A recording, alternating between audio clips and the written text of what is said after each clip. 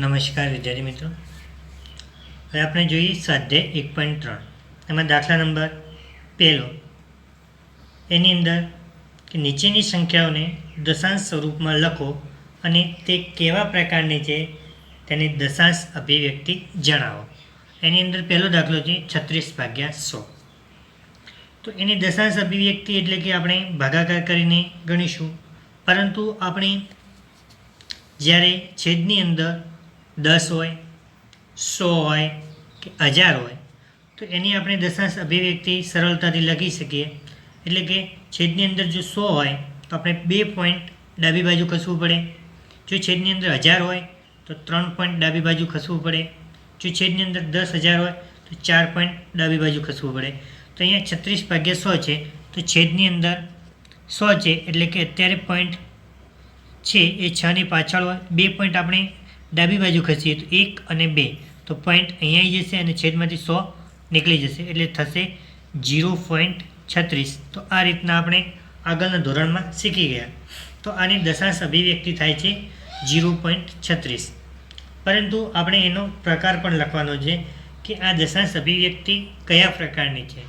તો આપણે પોઈન્ટ પછી એટલે કે દશાંશ ચિહ્ન પછી 2 અંક છે તો આપણે ગણી શકીએ, અને જે દશાંશ ચિહ્ન પછી અંકોને આપણે ગણી શકતા હોય એ અભિવ્યક્તિને આપણે શાંત દશાંશ અભિવ્યક્તિ તરીકે ઓળખીએ છીએ.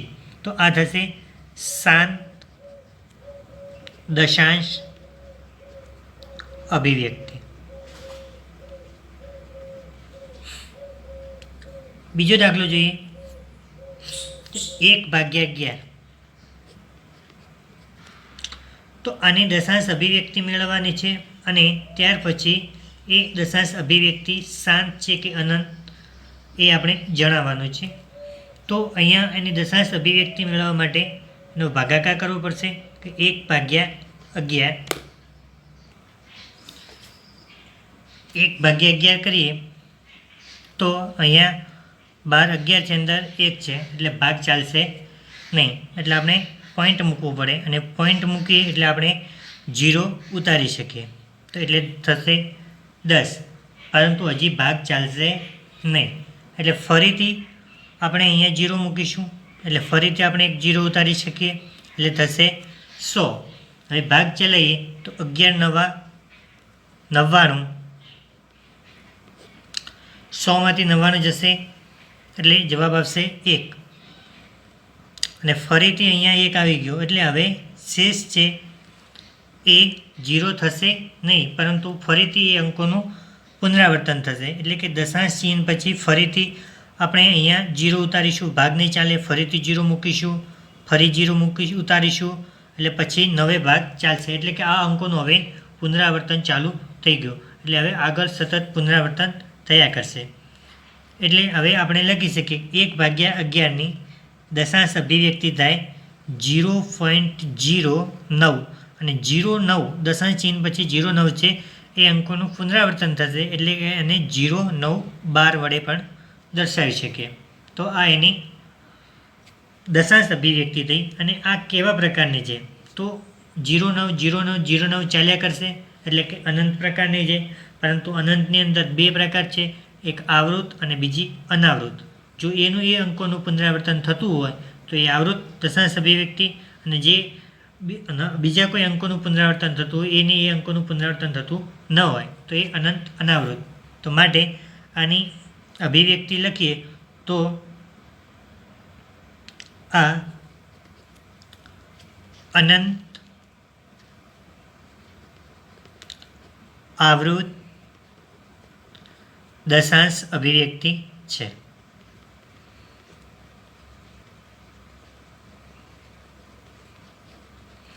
અનંત આવૃત દશાંશ અભિવ્યક્તિ છે.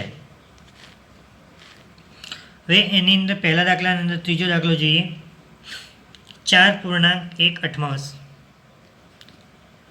4.1/8. તો આ મિશ્ર સંખ્યા છે તો એને આપણે પહેલાં અપૂર્ણાંક સંખ્યામાં ફેરવીએ તો 8 ચોક 32 ને 1 33 એટલે કે 33/8. 33/8. તો હવે એની દશાંશ અભિવ્યક્તિ મેળવવા માટે આનો આપણે ભાગાકાર કરીશું કે 33/8, તો 8 ચોક 32, 33માંથી 32 જશે એટલે વધશે 1. હવે આગળ જો ભાગ ચલાવવો હોય તો અહીંયા પોઈન્ટ મૂકવો પડે, અને અહીંયા પોઈન્ટ મૂકીએ એટલે ઉપરથી આપણે 0 ઉતારી શકીએ. હવે 8 એકા 8, 10માંથી 8 જશે એટલે વધશે 2. પોઈન્ટ છે એટલે આપણે ફરીથી એક 0 ઉતારી શકીએ, તો અહીંયા થશે 20, એટલે 8 દુ 16, 20માંથી 16 જશે એટલે વધશે 4. ફરીથી ઉપરથી ઉતારીએ 0, તો 8 પંચા 40, એટલે હવે અત્યારે શેષ થઈ જશે 0, અને શેષ 0 થાય તો એ દશાંશ અભિવ્યક્તિ છે, એ શાંત દશાંશ અભિવ્યક્તિ હોય, અથવા તો દશાંશ ચિહ્ન પછીના આપણે આંકડા ગણી શકીએ તો એ શાંત દશાંશ અભિવ્યક્તિ હોય. એટલે કે 33/8 બરાબર 0.125, એટલે 4.125. અહીંયા 33/8 કર્યું એટલે આપણને જવાબ મળ્યો 4.125. તો માટે આ દશાંશ અભિવ્યક્તિ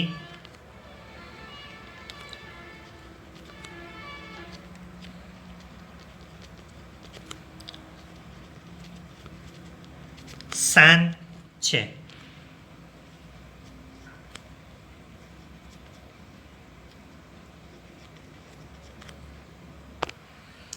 પહેલાનો ચોથો દાખલો કે 3/13ની દશાંશ અભિવ્યક્તિ મેળવો.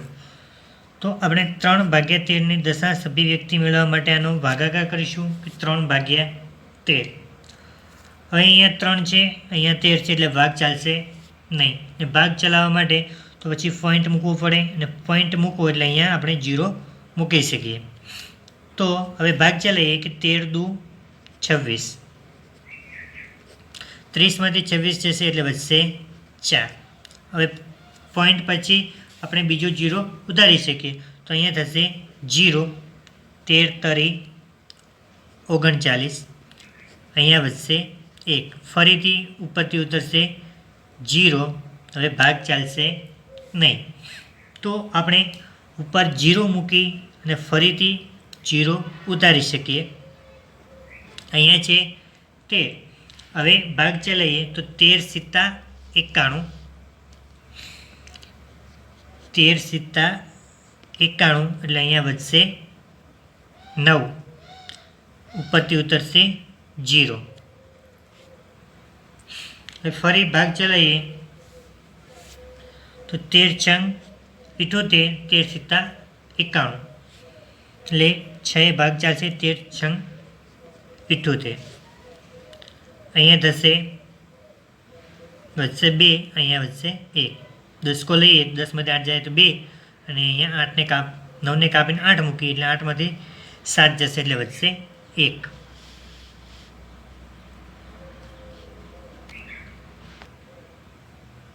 હવે અહીંયા વધ્યા 12.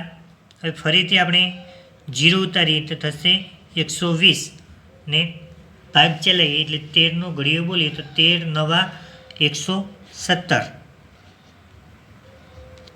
13 નવા 117, એટલે 120માંથી 117 જશે એટલે વધશે અહીંયા 3. અહીંયા 3 વધ્યા. ઉપર તમે જોશો તો શરૂઆતની અંદર 3 હતા, ફરીથી 3 મળ્યા, એટલે કે આ દશાંશ ચિહ્ન પછીના જેટલા બી અંકો છે એ અંકોનું હવે પુનરાવર્તન ચાલુ થઈ ગયું છે. એટલે કે હવે ફરીથી એના એ અંક આવશે, શેષ 0 થશે નહીં. તો આપણને હવે જવાબ મળશે 3/13 બરાબર એની દશાંશ અભિવ્યક્તિ મળશે 3/13 બરાબર 0.2307 69, અને દશાંશ ચિહ્ન પછીના દરેકે દરેક અંકનું પુનરાવર્તન થશે એટલે આપણે 12 મૂકી શકીએ. તો આ અભિવ્યક્તિ થશે, અંકોનું પુનરાવર્તન થાય છે અને અનંત સુધી છે, તો માટે આ અભિવ્યક્તિ અનંત આવૃત દશાંશ અભિવ્યક્તિ છે. આ અભિવ્યક્તિ અનંત આવૃત દશાંશ અભિવ્યક્તિ છે. પાંચમો દાખલો જોઈએ.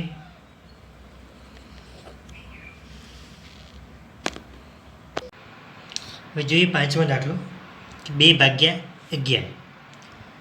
તો એની દશાંશ અભિવ્યક્તિ મેળવવા માટે એનો ભાગાકાર કરવો પડશે કે 2/11. હવે અહીંયા 2 છે, અહીંયા 12 છે, 11, એટલે ભાગ ચાલશે નહીં. ભાગને ચાલે એટલે આપણે પોઈન્ટ મૂકવું પડે. અહીંયા પોઈન્ટ મૂકશું એટલે અહીંયા આપણે 0 મૂકી શકીએ. તો 11 એકા 11, 20માંથી 11 જશે એટલે વધશે 9. હવે ફરીથી પોઈન્ટ છે એટલે આપણે ફરીથી ઉપરથી 0 ઉતારી શકીએ એટલે 0. હવે ભાગ ચલાવીએ તો 11 × 8 88, 90માંથી 88 જશે એટલે વધશે 2. અને અહીંયા ફરીથી અહીંયા 2 વધ્યા. હવે શરૂઆતની અંદર આપણે જોઈશું તો અહીંયા પણ 2 હતા, એટલે હવે અંકોનું પુનરાવર્તન થશે. એટલે કે એના એ અંકો દશાંશ ચિહ્ન પછીના અંકો ફરીથી આવશે એટલે 0.18 આ રીતે ચાલ્યા કરશે. તો આની અભિવ્યક્તિ થાય કે 2/11 બરાબર 0.18, ફરીથી 18 આવશે એટલે આપણે 0.18 લખી શકીએ. તો આની અભિવ્યક્તિ થાય, આ અભિવ્યક્તિ અનંત આવૃત દશાંશ અભિવ્યક્તિ છે. જે અંકોનું પુનરાવર્તન થતું હોય એ આવૃત દશાંશ અભિવ્યક્તિ કહેવાય. તો આ અભિવ્યક્તિ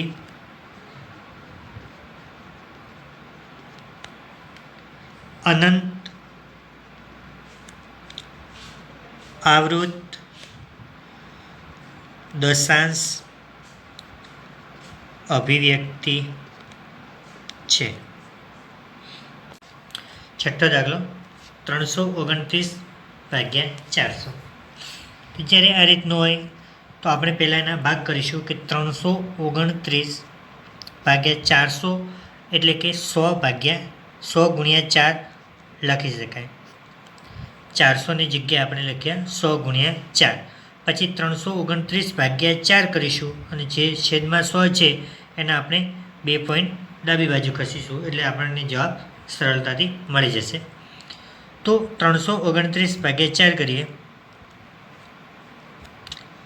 329/4, 4 × 32, 0 0 ઉપરથી ઉતરશે, 9 4 2 8, 9માંથી 8 જશે એટલે 1.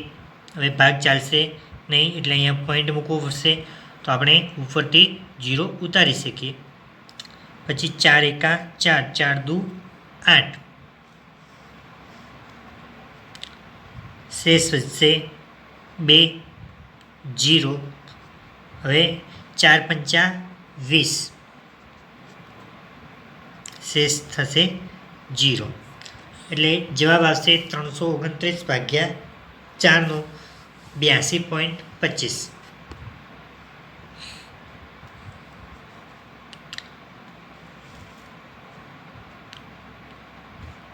ત્રણસો 329/4 બરાબર 82.25. પરંતુ આપણે 329/4 નહીં પરંતુ 329/400 કરવાનું હતું.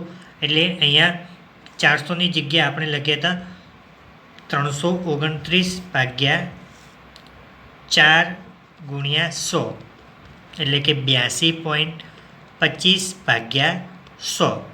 હવે છેદમાંથી 100 દૂર કરવા હોય તો 2 પોઈન્ટ આપણે ડાબી બાજુ ખસવું પડે એટલે કે 1 અને 2 એટલે જવાબ આવશે 0.8225.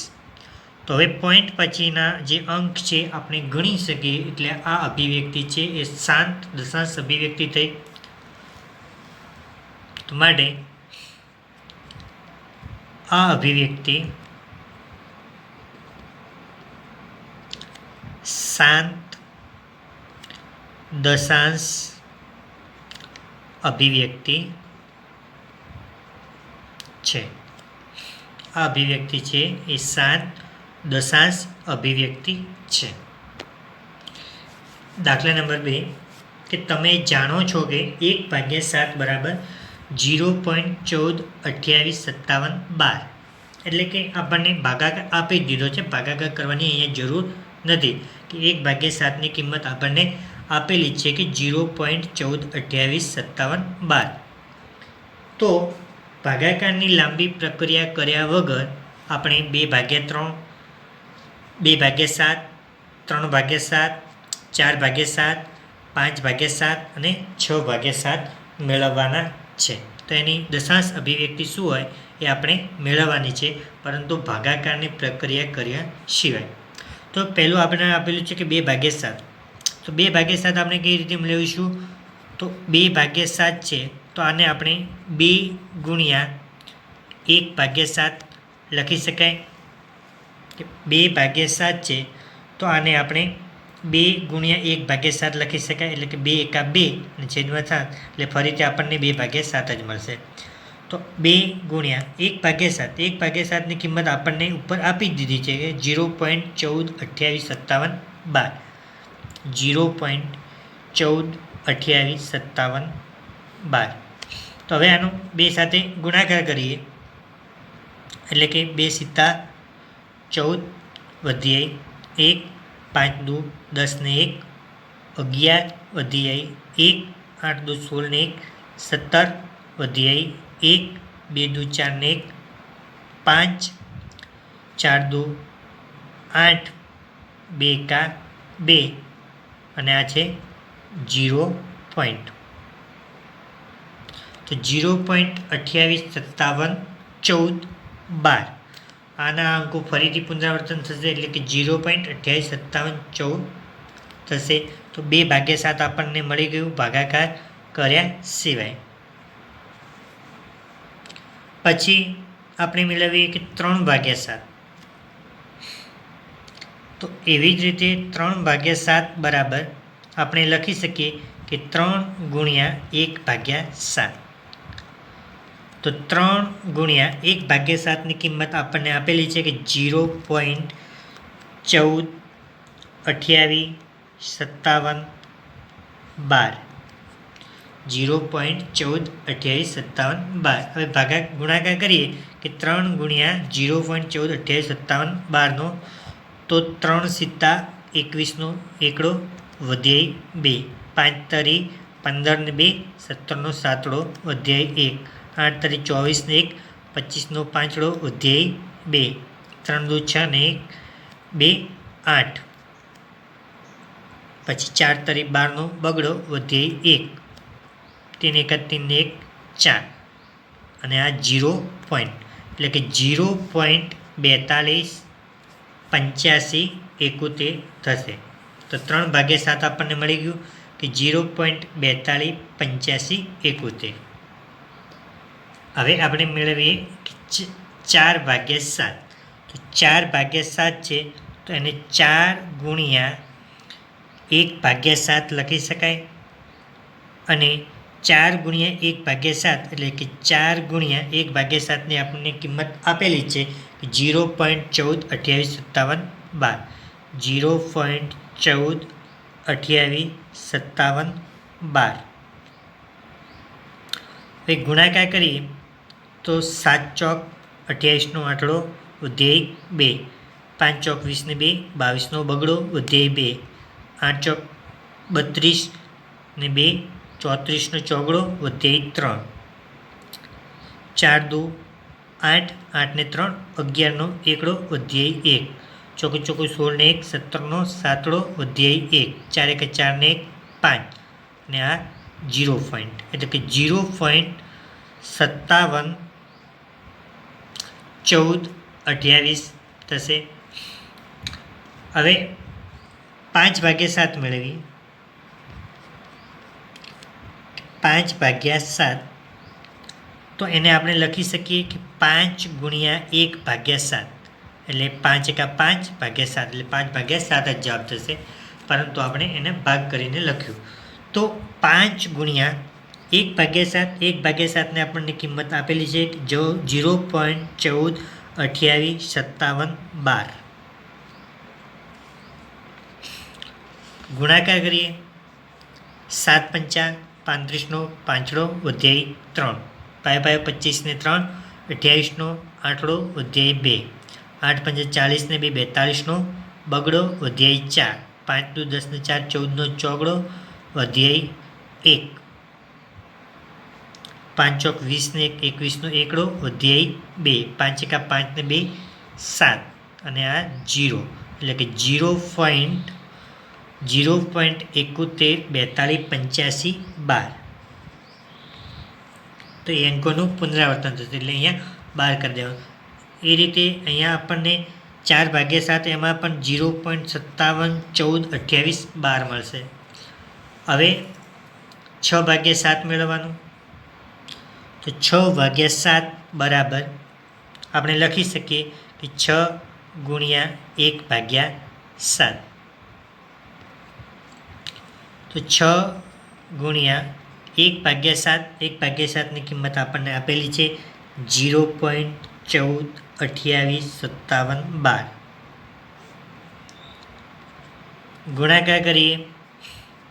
7 છંગ 42, 7 ગુણ્યા 6, 7 છંગ 42નો બગડો અધ્યાય 4, 6 પચાસ 30 ને 4 34નો ચોગડો અધ્યાય 3, 8 છંગ 48 ને 3 51નો એકડો અધ્યાય 5, 6 દુ 12 ને 5 17નો સાતડો અધ્યાય 1, 6 ચોક 24 ને 1 25નો પાંચડો અધ્યાય 2, 6 એકા 6 ને 2 8 અને આ 0 પોઈન્ટ એટલે કે 0.857142. અને એના ઉપર આપણે 12 કરીશું કેમ કે આના અંકો ફરીથી પુનરાવર્તન થશે. તો 0.857142. હવે દાખલા નંબર 3 એનો પહેલો દાખલો કે 0.612ને P/Q સ્વરૂપમાં દર્શાવો. તો આપણે આગળના ઉદાહરણની અંદર આ રીતના દાખલા શીખી ગયા કે 0.612 છે એટલે આપણે એને લખી શકીએ કે 0.6666 આ રીતે અનંત સુધી. આપણે 0.612ની જગ્યાએ આ રીતે આપણે લખી શકો.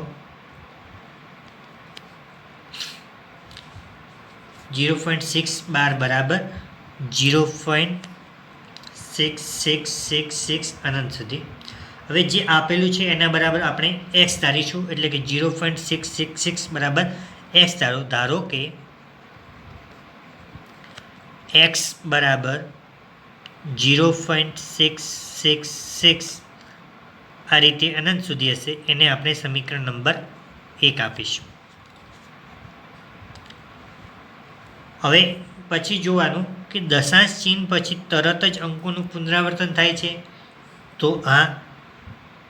તો કેટલા અંકોનું પુનરાવર્તન થાય છે? તો ફક્ત એક જ અંકનું એટલે કે 666 એક જ 6 અંકનું જ પુનરાવર્તન થાય.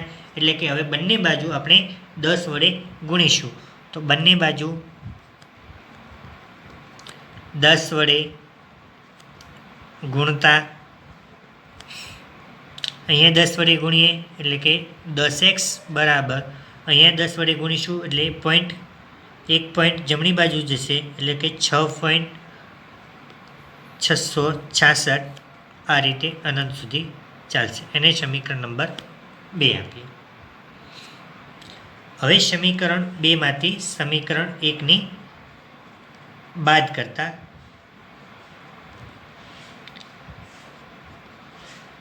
સમીકરણ 2માંથી સમીકરણ 1 બાદ કરતા તો સમીકરણ 2 પહેલાં લખીશું કે 10x બરાબર 6.666 અનંત સુધી. અને સમીકરણ 1 છે એ છે કે x બરાબર 0.666 અનંત સુધી. બાદબાકી કરવા માટે ચિહ્ન બદલાઈ જશે. બાદબાકી કરીએ તો 10xમાંથી 1x જશે એટલે વધશે 9x અને 6માંથી 0 જશે એટલે 6 આ 0 એટલે કે 9x બરાબર 6 માટે x બરાબર આપણને x બરાબર મળશે 9 છે એ ભાગાકારમાં જતા રહેશે એટલે કે 6/9. હવે છેદ ઉડે છે એટલે કે 3 દુ 6 અને 3 તરી 9 માટે x બરાબર 2/3 જે આપણને એનું p/q સ્વરૂપ દર્શાવે છે. દાખલા નંબર 3નો બીજો કે 0.472 ને p/q સ્વરૂપમાં દર્શાવો. તો અહીંયા ફક્ત 7ની ઉપર જ 12 છે એટલે કે અંક 7નું જ પુનરાવર્તન થશે, 4નું પુનરાવર્તન થશે નહીં. તો માટે જે આપેલું છે એ લખીએ પહેલાં. માટે 0.472 એની જગ્યાએ આપણે લખી શકીએ કે 0.4777 આ રીતે અનંત સુધી. પછી જે આપેલું છે એને આપણે x ધારીશું કે ધારો કે x બરાબર છે 0.4777 આ રીતે અનંત સુધી. હવે જો દશાંશ ચિહ્ન પછી તરત જ અંકનું પુનરાવર્તન થતું હોય તો એને સમીકરણ નંબર 1 આપી દેવાનું. જો ન થતું હોય તો એ રીતે ગોઠવી અને પછી સમીકરણ નંબર 1 આપવાનું. તો અહીંયા દશાંશ ચિહ્ન પછી તરત જ અંકોનું પુનરાવર્તન થતું નથી, પરંતુ એક અંક છોડીને પછી અંકોનું પુનરાવર્તન થાય છે. એટલા માટે તો પહેલાં એને અહીંયા દશાંશ ચિહ્ન અહીંયા લાવવું પડશે, એટલે કે 1 પોઈન્ટ જમણી બાજુ ખસવું પડશે અને 1 પોઈન્ટ જમણી બાજુ ખસવા માટે એને 10 વડે ગુણવું પડશે, એટલે કે બંને બાજુ આપણે 10 વડે ગુણીશું. તો માટે બંને બાજુ 10 વડે ગુણતા તો અહીંયા 10 વડે ગુણીએ એટલે 10x, x ને 10 સાથે ગુણીશું એટલે 10x અને આ બાજુ 10 વડે ગુણીશું એટલે પોઈન્ટ અહીંયા આવી જશે, એટલે કે 4.777 આ રીતે અનંત સુધી ચાલશે. એને સમીકરણ નંબર 1 આપી દઈએ. હવે જોવાનું કે દશાંશ ચિહ્ન પછી કેટલા અંકોનું પુનરાવર્તન થાય છે. તો દશાંશ ચિહ્ન પછી ફક્ત એક જ અંક 7નું જ પુનરાવર્તન થાય છે. તો એટલે બંને સાઈડ આપણે 10 વડે ગુણીશું. તો ફરીથી આપણે બંને બાજુ 10 વડે ગુણતા બંને બાજુ 10 વડે બંને બાજુ 10 વડે ગુણીએ તો અહીંયા 10 હતા, 10 વડે ગુણીશું એટલે 100 થશે, એટલે કે 100x બરાબર આ અહીંયા 10 વડે ગુણીશું એટલે પોઈન્ટ ખસીને અહીંયા આવી જશે, એટલે કે 47.777. એને આપણે સમીકરણ નંબર 2 આપીશું. હવે જે રીતે આપણે આગળ પ્રોસેસ કરતા હતા એ રીતે જ કે સમીકરણ 2માંથી સમીકરણ 1ની બાદબાકી કરવાની, કારણ કે 100x મોટા છે અને 10x નાના છે તો બાદબાકી થઈ શકશે એટલા માટે. તો સમીકરણ 2માંથી સમીકરણ 1ને બાદ કરતા સમીકરણ 2માંથી સમીકરણ 1 બાદ કરતા સમીકરણ 2માંથી સમીકરણ 1 બાદ કરીએ તો સમીકરણ 2 પહેલાં લખીશું કે 100x બરાબર 47.777. પછી એમાંથી સમીકરણ 1 બાદ કરીએ એટલે કે 10x બરાબર 4.777. બાદ બાકી કરીએ એટલે ચિહ્ન બદલવા પડશે, પ્લસ છે તો માઇનસ, પ્લસ છે તો માઇનસ. જે ચિહ્ન બદલ્યા છે એ ધ્યાનમાં લઈશું, એટલે કે 100માંથી 10 બાદ કરીએ તો વધશે 90x, 47માંથી 4 જશે એટલે વધશે 43 પોઈન્ટ, અહીંયા વધશે 0 માટે 90x બરાબર વધશે 43 પોઈન્ટ, પછી 0 લખવાની કોઈ જરૂર નથી. હવે x આપણે શોધવાનું હતું, કારણ કે આપણે શરૂઆતની અંદર એને જે 0.4712 હતું એને આપણે x ધાર્યું હતું એટલા માટે. તો xને સૂત્ર ન કરતા બનાવીએ તો આ 90 છે ગુણાકારમાં છે એ બરાબરની આ બાજુમાં આવશે એટલે ભાગાકાર થઈ જશે, એટલે કે 43/90. તો આપણને એક્સ 43/90 મળે. ત્રીજો દાખલો 0.001 એટલે કે આ 3 અંક ઉપર 12 આપેલું છે, એટલે કે 3 અંકનું પુનરાવર્તન થાય માટે આપણે લખી શકીએ કે 0.001 બરાબર 0.001 001 001 આ રીતે અનંત સુધી. હવે જે આપેલું છે એના બરાબર આપણે એક્સ ધારીશું કે 0.001 આપેલું છે, તો ધારો કે એક્સ બરાબર 0.001 001 001. હવે પોઈન્ટ પછી તરત જ અંકોનું પુનરાવર્તન થાય છે, 3 અંકનું 001 001 001. તો આપણે એને સમીકરણ નંબર 1 આપીશું. હવે પોઈન્ટ પછી કેટલા અંકોનું પુનરાવર્તન થાય છે એ જોવાનું. તો પોઈન્ટ પછી 1 2 અને 3 અંકોનું પુનરાવર્તન થાય છે. તો 3 અંકોનું પુનરાવર્તન થતું હોય તો 1000 વડે ગુણવાનું, જો 2 અંકોનું પુનરાવર્તન થતું હોય તો 100 વડે ગુણવાનું. તો હવે બંને સાઈડ આપણે 3 અંકોનું પુનરાવર્તન થાય છે માટે બંને સાઈડ આપણે 1000 વડે ગુણીશું. તો બંને સાઈડ 1000 વડે ગુણતા બંને બાજુ 1000 વડે ગુણતા, તો અહીંયા 1000 વડે ગુણીશું એટલે એક્સને 1000 વડે ગુણીશું એટલે કે 1000x, અને અહીંયા 1000 વડે ગુણીશું એટલે 3 પોઈન્ટ જમણી બાજુ ખસશે 1 2 અને 3 એટલે જવાબ આવશે 1.001 001. આ રીતે એને સમીકરણ નંબર 2 આપીશું. હવે સમીકરણ 2 માંથી સમીકરણ 1 ને બાદ કરતા કે સમીકરણ 2 માંથી સમીકરણ 1 બાદ કરતા સમીકરણ 2 પહેલાં લખીશું અને સમીકરણ 1 પછી.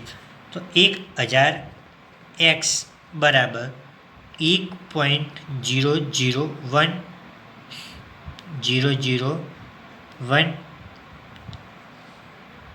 ને સમીકરણ 1 હતું આપણી જોડે કે x બરાબર 0.001 001 આ રીતે. હવે બાદબાકી કરશું એટલે પહેલાં ચિહ્ન બદલવા પડશે, પ્લસ છે તો માઇનસ, પ્લસ છે તો માઇનસ.